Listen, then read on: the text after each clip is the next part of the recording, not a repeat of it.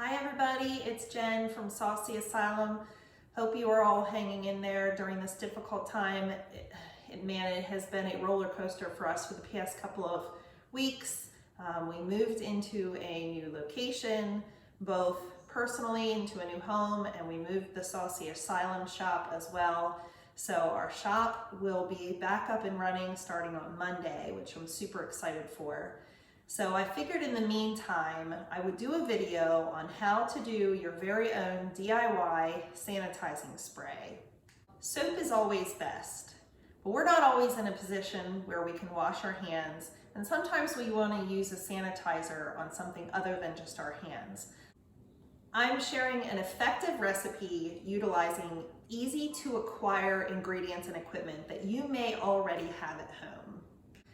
This recipe does not have an emulsifier, so you have to shake it in between each use. An emulsifier would be an ingredient that you would use that would really help to fuse all of the ingredients together. So most people don't have them sitting around at home, so this recipe does not have that in it. It also does not have a preservative.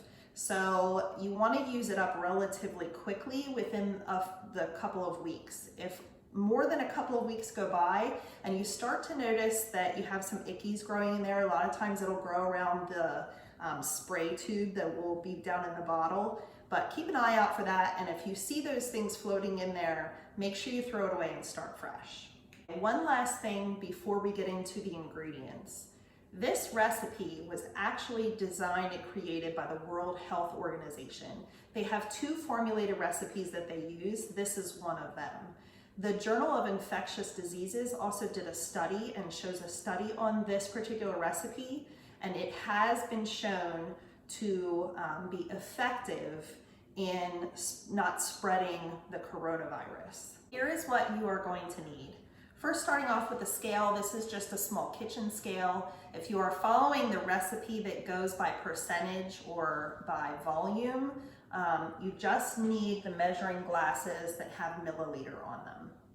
All right, so you'll also need a single bowl that you'll be mixing all of your ingredients in on your scale.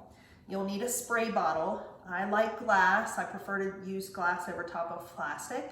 So I have a glass one here, but you can use whatever you would like. You can use gloves. I prefer to use gloves. You're also going to need a stir stick. I have a copper one here. You want to start with isopropyl alcohol. Now, you want to get the 99% alcohol. And if you have a hard time finding this, I would look in a pharmacy or maybe an organic grocer like Sunny Walls, something along those lines, because they might have some of the higher percentages. This particular recipe calls for 99%. If you don't have that at home and if you have trouble finding it, worst case scenario, you can go with a 91% or somewhere in between. I've even seen a 92 or a 95%. So you can use those if you have to, but just remember that this recipe was tested and the efficiency was based off of being a 99% alcohol rating.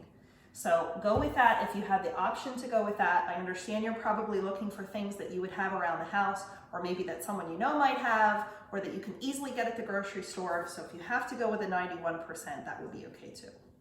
The next one is pretty simple. It's just hydrogen peroxide. This is the 3%. Many people have that around the house. So what you're looking for is an aloe juice or an aloe. Some people refer to it as an aloe gel, but it's really not a gel. So this is a really good product. You'll probably find this in your grocery store in the organic section. You don't want to get something that's already in a gel form. I have seen a couple of people use the aloe vera gel that would be like for your skin if you were in the sun and you got a sunburn, and these particular products are sold as a skincare product.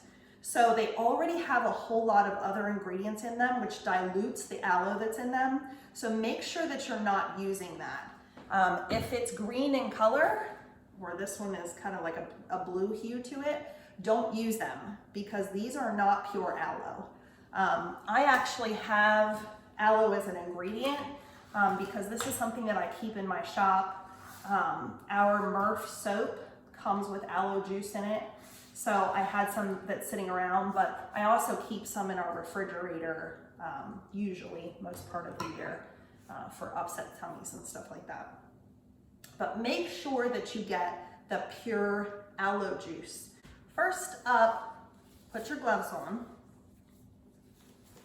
Now again, you don't have to use gloves for this. If you would choose not to use gloves, I would take a little bit of the alcohol that you have, put it into a spray bottle and spray your hands down with the alcohol. That way you're not getting anything, contaminants of any kind into the bottles and the packages that you're using.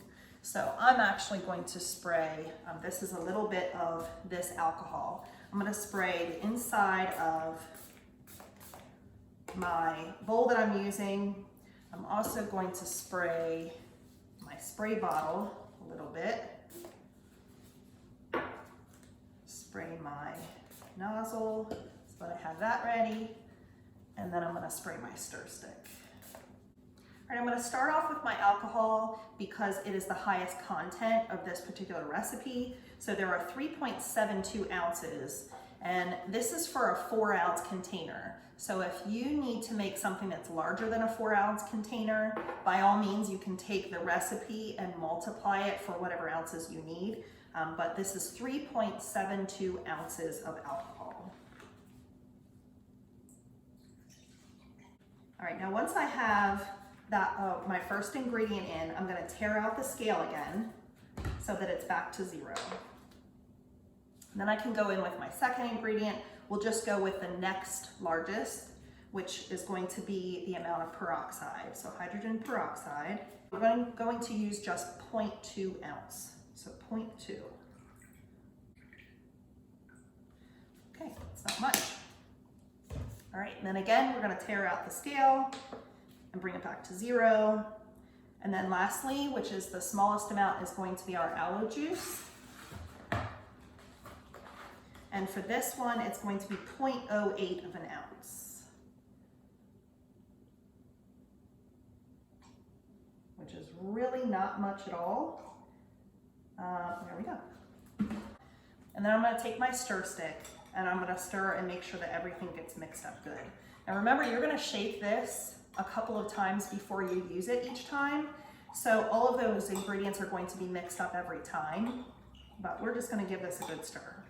Once you have everything mixed up, you can take the bottle that you chose, whatever spray bottle that you're using, and you pour whatever you have mixed together from your recipe inside of your spray bottle. There are so many things that are floating around the internet and social media. Different blogs have gone over this. Make your own sanitizing spray. Don't make your own sanitizing spray. There are only 2 formulated recipes that are recommended by the World Health Organization. Now, the other recipe that the World Health Organization recommends, besides this one, actually uses ethyl alcohol. So that is an option also. I didn't cover that one in this video because typically people are going to have isopropyl alcohol at home versus an ethyl alcohol. Remember that this is for personal use only. So don't label it and don't sell it because the FDA calls this a drug.